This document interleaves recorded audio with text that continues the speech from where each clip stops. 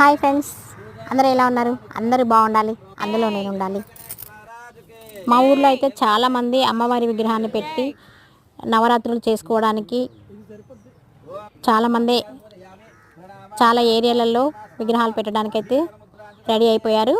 కానీ మా ఏరియాలో అయితే ఒక్కరు కూడా విగ్రహాన్ని పెట్టడానికి ముందుకు రాలేదు. ఇంత ముందుకు పెట్టిన వాళ్ళు డ్రాప్ అయిపోయారు.